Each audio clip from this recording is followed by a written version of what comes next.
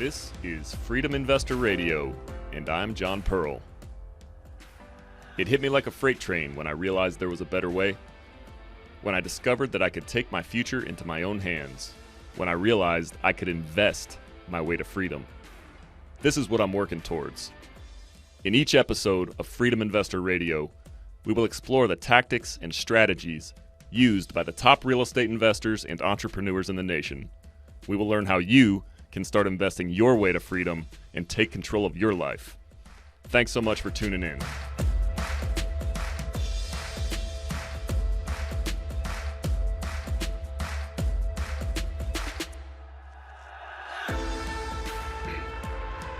What's going on, everybody? Welcome back to another episode of Freedom Investor Radio. I'm your host, John Pearl, and today I am joined by Jeff Davis, who is the owner of Bridgestone Capital. Jeff, welcome to the show today. Thanks so much. Thanks for having me. I'm excited. Absolutely. I'm excited as well. So today we're going to be talking about some of the global supply chain issues and how it's impacting inflation, our economy, interest rates, all of the above. So Jeff, why don't you tell us a little bit about yourself, what you do now on the W-2 side and the real estate side, and kind of give us the story about how you got there. Yeah, absolutely. I was born and raised in New Orleans, and after Hurricane Katrina, we came over to Houston. So I started looking for a job, just started knocking on doors, looking for a job. I found myself as a data entry clerk at a logistics company.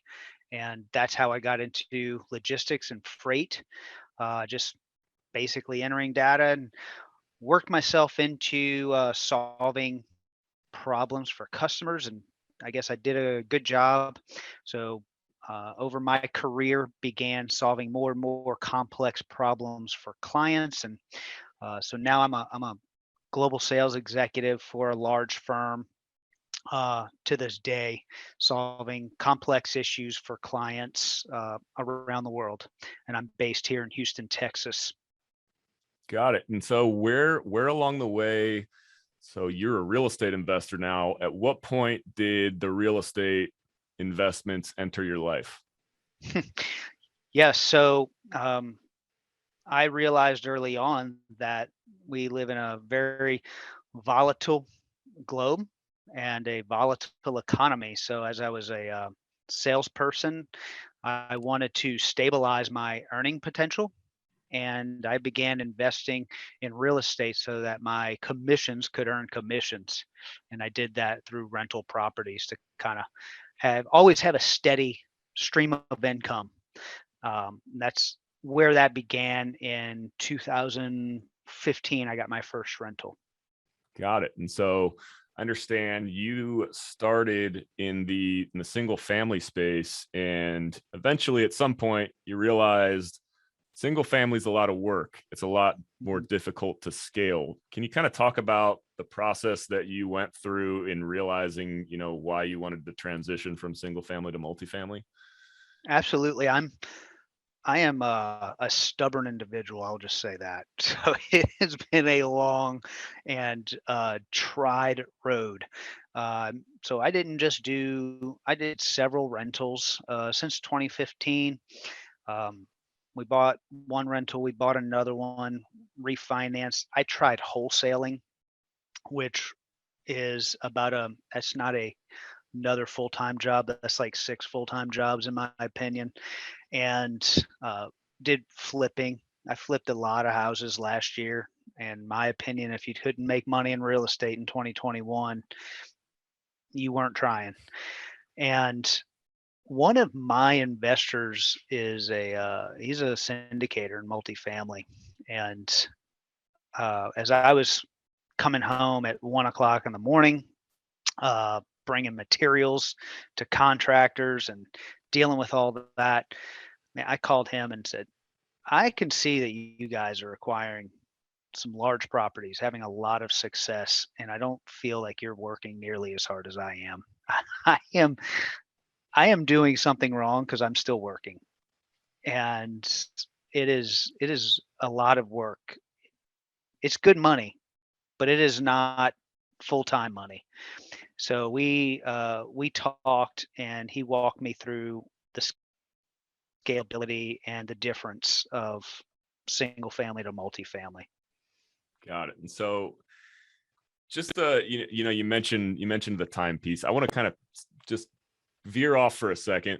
Tell us a little bit about, as we were discussing prior to recording, tell us about your family situation, and give us some of your, like, what's a day look like for you as you're balancing competing priorities. You're still working a W-2 job, single family to multifamily investments. Tell us a little bit about your life.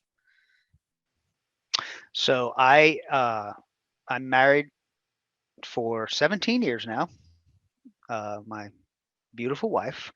We have 5 children together from ages 15 all the way down to 1. We have a surprise COVID baby, but 15, 13, 11, and an 8-year-old, as well as a caboose 1-year-old.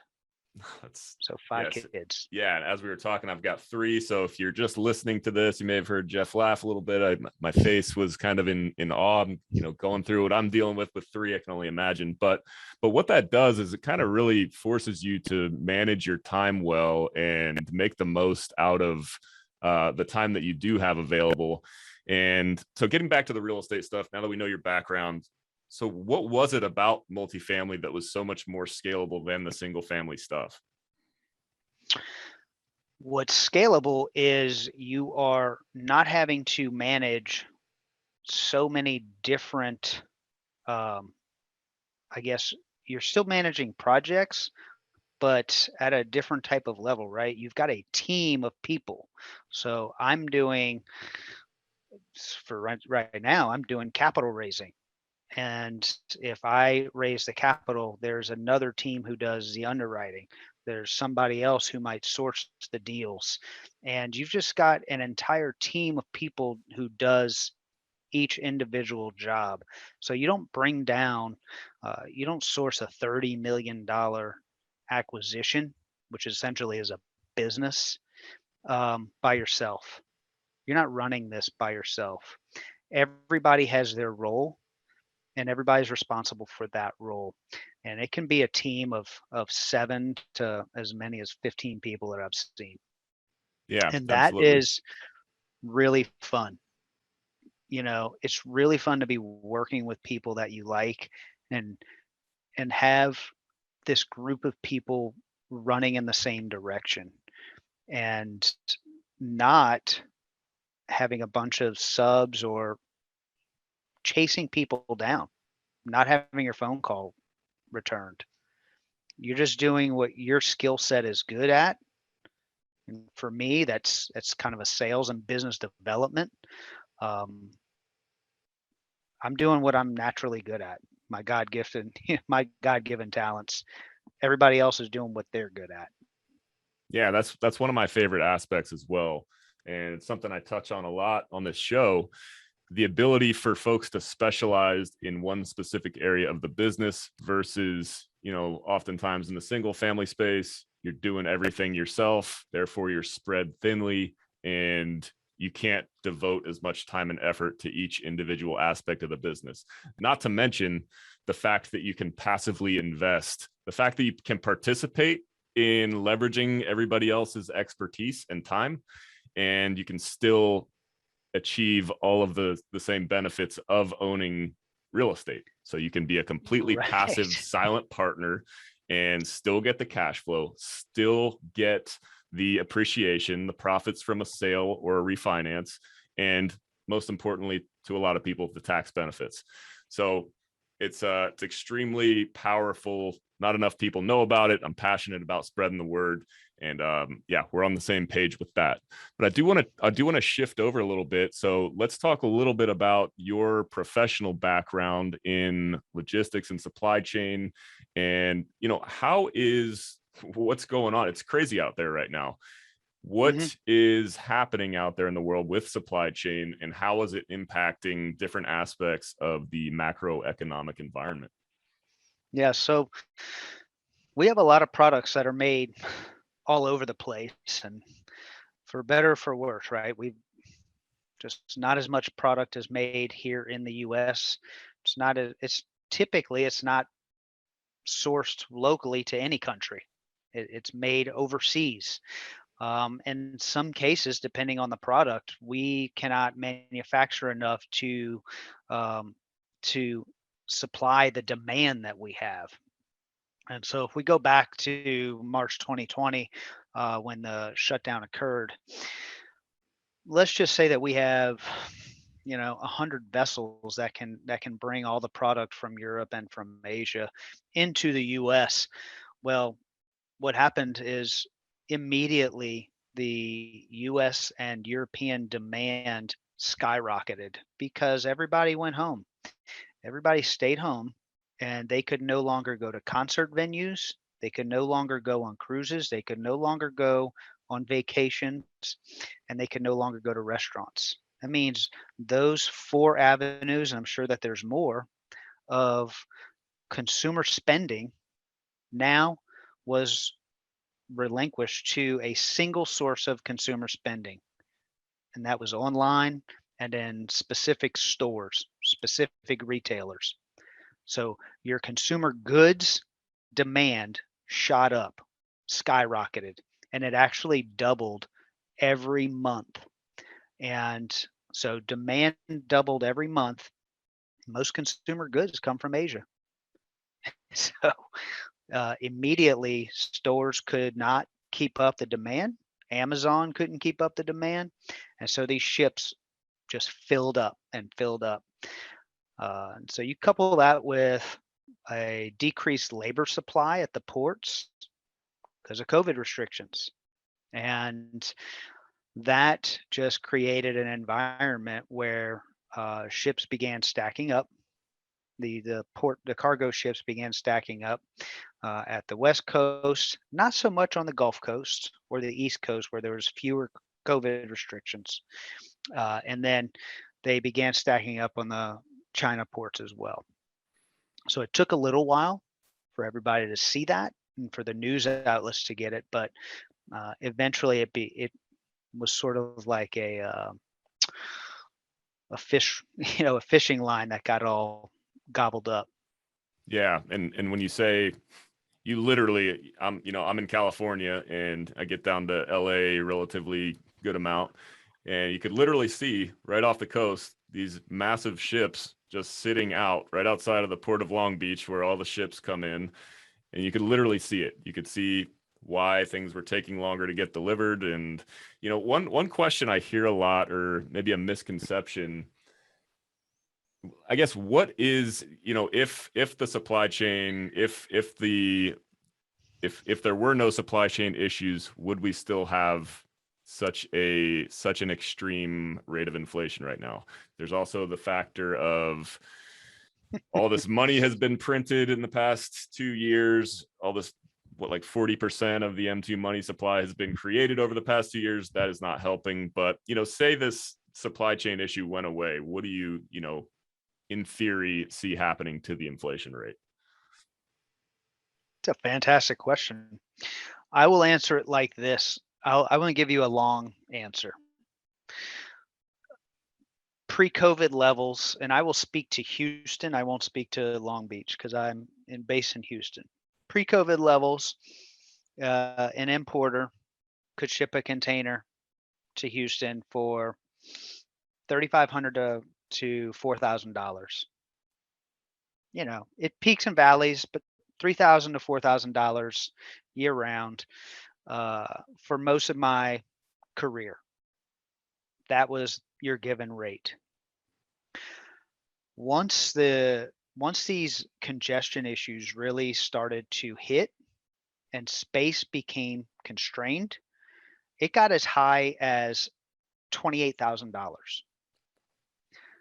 So you take a company whose logistics budget was basically a line item at the bottom when he's figuring his cost of goods sold. Let's say that he budgeted $300,000 a year. Well, that just immediately skyrocketed to 3 to 5 million unexpectedly.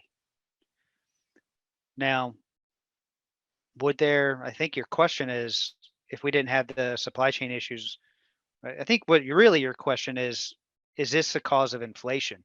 it's definitely a factor. I can tell you that I've been handling some raw copper from India, and I've been air freighting it where their normal cost of transportation has been $200,000. We have invoiced them over $2 million in the past 8 months. Wow. That's a tenfold, and they're not done yet. Raw copper. So these are things that go inside of our cables. That's just this, right? Goes inside your air condition. Um, so there's some bright side. There's bright news, right? There's good news. I'm sure if you've been to the port of Los Angeles, you don't see that ship stack up. There's only 17 vessels there, and in June the demand dropped 50%. 50%. And we've seen a rate decline the same.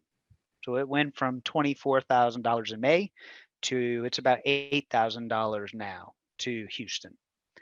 And that's not all ports, that's not all of Asia, but it is trending downward. So that is a positive thing. So that it does seem to be correcting itself in a rapid clip. Got it. So the, I know all of this stuff factors in with each other. The supply chain issues, indirectly plays into the, the interest rates, lending environments. Now, I know for a fact that all the money creation definitely has caused prices in real estate to go up because all of this extra money that's floating around is searching for yield. And, real estate is definitely historically, traditionally, one of the best places to get a reliable yield on your money. So how does this, the logistics and the supply chain affect, I guess I should say, how does it affect, if at all, the, like lending rates and, like the cost of real estate and stuff like that? Well, I think lending rates, I don't know. But what I'd say is it has had a significant effect on building and on renovations. You've got a tremendous amount of those building materials that are coming from overseas, all the way down to plywood, steel, lighting fixtures, cabinets, plumbing fixtures. There's a significant amount of your building materials and supplies that come from overseas. Nails, screws, all of this material comes and gets caught up in this congestion, whether it's at LA or Norfolk, and it's held up. I'm a limited partner on a project in Tennessee, and the operator called me saying, "Hey, we've got this container. Can you help us out and kind of figure out who I should have, cross dock it so we can get it here faster to get this project?" And I have a vested interest in getting that done, right? That's my money. And I put him in with a warehouse guy over there in Savannah to get this stuff done. So to get these renovations done, these operators are trying to get their hands on these materials. So that definitely has an effect. Gotcha. Not Yeah. being able to get the materials is big. Plywood comes from South America. There's quite a run on wood in the in the last year. Yeah, I can relate. So my partner and I were, we had a failed attempt to take down a 72 unit in the Midwest back April 2021. It went under contract, and we were underwriting at one price level for our renovations, and then over the course of a month, it more than doubled for the cost that we were going to be paying. Yeah. So yeah, it definitely, I've forgotten about that. It definitely affects everything in that nature. I had one that I was doing. It was a single family flip, and we had to take out all the floors for foundation, pier and beam, and the cost of wood absolutely skyrocketed on me. So,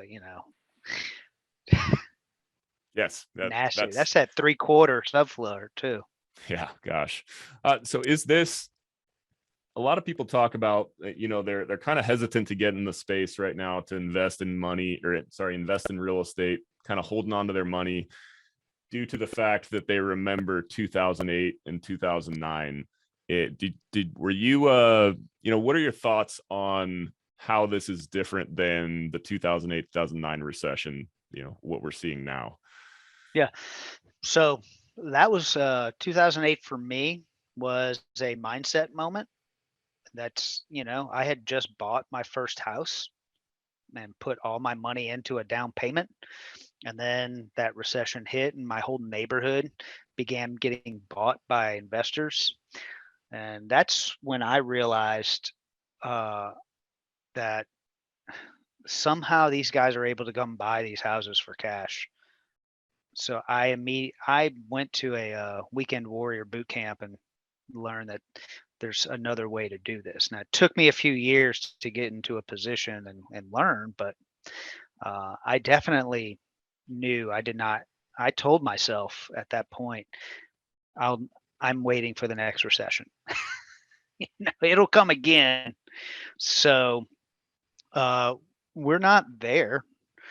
Um, the banks. I mean, if we put ourselves in the position of a lending institution, they didn't want to overlend, and they don't want to get that kind of bruise because they gave away a lot of money at that point, right? They over leveraged themselves in lending too much with too too little leverage. So I think there's a lot more equity in the properties now. They were a little bit stricter, a lot more stricter, and um, so we don't seem to be in that type of position, and that's pretty much consistent thought throughout. I think interest rates are going to go up again, but I was real estate was getting sold at 6.5%. I bought my first house at 6.5%.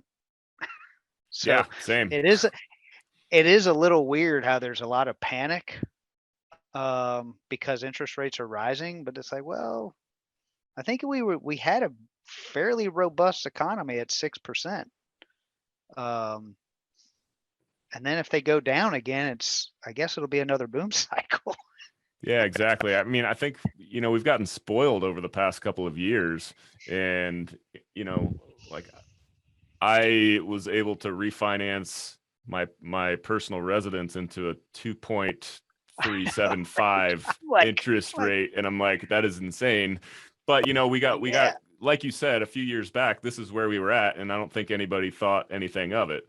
And like you said earlier, if you were investing, at some point in the past couple of years and you weren't making money, then you were doing something wrong. And like, I think now this is a healthy correction to bring us back to a healthy place to where, it's not just like anything you buy is going to turn into a, 3x equity multiple.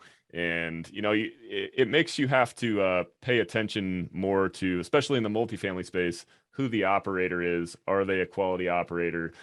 Dig more deeply into their processes, and it's not just a place where, like you said, the past couple of years anybody was able to be successful. You want to make sure you're doing your homework on any potential partners. But I want to hear your thoughts, being in the W2 world still. So personally, once I learned about investing passively in syndications, I stopped. Other than the company match at my job, I stopped contributing to my 401k. Now, I don't know what your setup is, like if you have a 401k, but what are your thoughts as far as like longer term retirement planning, being that you're still in the W2 space? It's so funny you say that because I did the same thing, and it's like where I'm at, they kind of force it, and so I gotta keep on like exiting out. At my last job, I mean, I have a large self-directed IRA, a rollover from my last one that I invest, but where I'm at, no, I don't do that because I like to control it, and all that is fees and um, it's the stock market. So the I guess that the same fear, uncertainty, and doubt they're the ones who are going to pay all the fees and ride up and down with the stock market. And what if I don't live until I'm 65? I want Yeah. to enjoy it now. You know, I Yeah, don't know what seriously. tomorrow holds. Exactly. And you mentioned control. That's what I hear. It's like everybody I talk to, and of course, I'm biased. I prefer this method of investing, of course, but everybody I talk to who's discovered passively investing in syndication says the same thing that we just said. You have the control. Like, I stopped contributing because I can actually, go out and meet somebody and learn about the business plan, learn about their track record, and I can actually go physically walk down this property where I've invested my money and see the progress. I invest out of state. I don't invest here in California, so I'm not out there checking these properties out each day, but somebody on the team that I invest with is. And you just have so much more control. It's not like you just go onto your Fidelity account and drop some, switch up your allocations into a target date fund that, like you said, you may not be alive to see, when you can actually realize those gains. But That's a true thing. And what if you retire? How many times have we heard a story, probably not that far removed from us, right?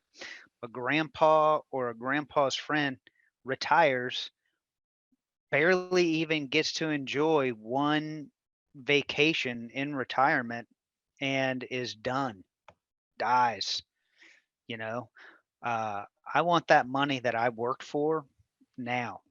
So I don't want to sound greedy or selfish. It's just, why is Fidelity getting paid off of that, or Vanguard, or whoever? And the other thing is, like, it gives me an opportunity to invest locally and build relationships locally, Houston or Tennessee, and those organizations, they may be doing things that I don't personally believe in, and could be some CEO that I, I don't know what kind of strategy he has. Like, it's crazy. It's crazy. Yes. Yeah. So, and what we're saying here, for those that maybe are not as familiar with, what we're talking about, passively investing in syndications. In a syndication, it's generally a 3 to 5 year business plan hold period. And throughout that time period, you get cash flow, usually what I've seen on a quarterly basis. I've also heard on a monthly basis. So you're receiving the cash flow, but you're also benefiting from the appreciation of that property alongside of this professional team of investors who's managing it. And, people just don't know that this is available to them. I had to figure it out the hard way, going down all these rabbit holes and realizing I could become an actual real estate investor without doing any of the work. Now, of course, I think a lot of people, as they get into the space as a limited partner, naturally, you just kind of feel drawn towards, over time, getting into it on the active side in the general partnership space. But not everybody wants to do that. The beauty of syndication is that you can still, if you have a job that you love, you're getting paid well, and you don't want to be involved in managing real estate, that's the beauty of syndication. And Yeah. it's kind of like a hot term, syndication. People hear it and they think, right off the bat, it's like a multi-level marketing scheme or something like that. But it just takes education, and that's kind of my mission with this podcast, is educating folks on that. But Jeff, let's talk about what are some time management hacks that you have for navigating your family life, your W-2 schedule, and also investing in real estate. Like, what do you do to stay on track? Things get crazy. I'm in the same boat as you, only 2 kids short of where you're at. How do you navigate this thing? Goals, baby, goals, John. Yeah, hacks. There's certain things that are a no break for me. Like my morning workout every morning.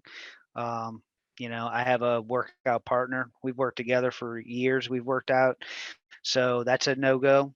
Like, nothing interrupts that. And then dinner every night with the kids.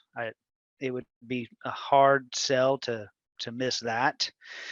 And I follow Hunter's rule, right? Hunter Thompson, time blocks. That's important. And even if it's a 15-minute time block, once it's in your calendar, don't allow it to be interrupted. And if you make it consistent, then it just becomes routine. So there's just certain things in my day that have been I've been doing so many days in a row, so many years that are literally a part of my routine. Yeah, and I think, as we were talking about before the show, it's easy to kind of let the less important things creep up into your schedule. And I think it's important to, kind of audit how you're spending your time on an ongoing basis and ask yourself, you know, are these activities that I'm doing, getting me closer to where I want to be? Because, what you said hit the nail right on the head. You know, things creep up, fill up our schedules, and they're not necessarily the best way to spend our time. So yeah, time Yeah. blocking is huge. That's completely changed my life as well. Now, you mentioned Hunter Thompson. We're both part of the same mastermind, Raise Masters. Shout out to Hunter. Shout out to Adam Carswell. Awesome Yeah. group of people. How has mentorship, coaching, the networking aspects of it, how has, mentorship and masterminds impacted your development as an investor? Well, it's very nice to so I did single family without any of that. Um, so there's some lumps and bruises that I've incurred, and not in a bad way. I kind of I will laugh and joke with people that, hey man, I've made some errors, but always come out on top. Multifamily, like we talked about on this show, is a team sport. But if you want to have a team, you need to join a group. You need to have the right coaches because we're talking a big scale. You're talking other people's money. You want to make the right steps, and mistakes are on a much grander scale because we're not talking 150 to $250,000 house where it's just your money. If I made an error with my money, then that's just a mistake, and I'll learn that lesson. We're talking $30 million acquisition with a lot of equity, and I'm a private equity firm now. We're in the big leagues now. So making sure we take all the right steps and are not missing anything in due diligence is a very, very important step in order to get into the big leagues and go full time, which is the goal.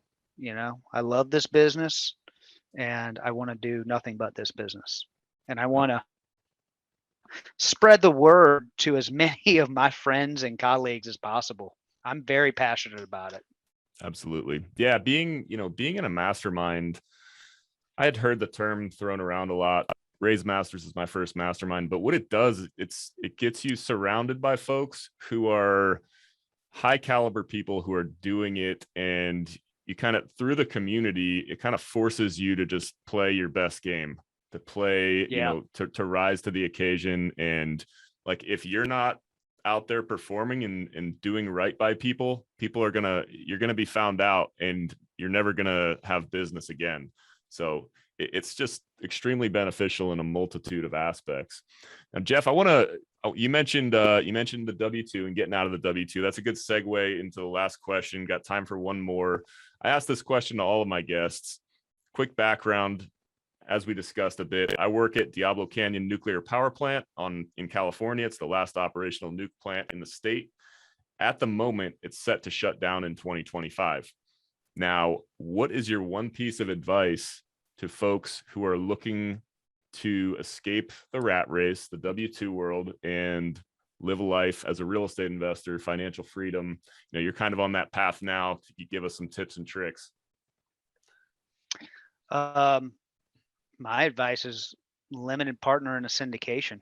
And it doesn't necessarily have to be multifamily, but commercial real estate. Uh, Another version of that question that people ask is single family or multifamily. Do you need one? No. I would say commercial real estate is the way to go, syndication. And I like the limited partnership model because you can learn while you're getting paid. I mean, it is getting paid to be educated, and it is a fantastic model where you are literally getting monthly or quarterly checks, and you can sit here on the sidelines. You can see how they do it, and you can actually try different asset classes. You can try different parts of the country and see which one you like best. No, that's great. Yeah. Getting paid while you're learning. And then it's kind of a realization, investing as a limited partner that, you get your eyes open to see, what is possible out there. And, like general partnership team, what they're getting, like I said earlier, it's not for everybody, but it's just a good eye opener to experience the benefits and see what else is out there at the same time. Yeah. So couldn't agree more on that. But Jeff, if people wanted to connect with you or find out more about what you're doing, where should they go to do that? Yeah, I have a report out about why we like multifamily. I have 7 reasons. It's multifamilyadvice.com. Multifamilyadvice.com. Excellent. Yeah, we'll be sure to link that in the show notes. So, ladies and gentlemen, Jeff Davis, thanks so much for joining us on the show today. Awesome, man. I enjoyed it. All right. Thank you for listening to Freedom Investor Radio. If you like what you heard, make sure to rate, review, subscribe, and share with a friend. Thanks again for listening.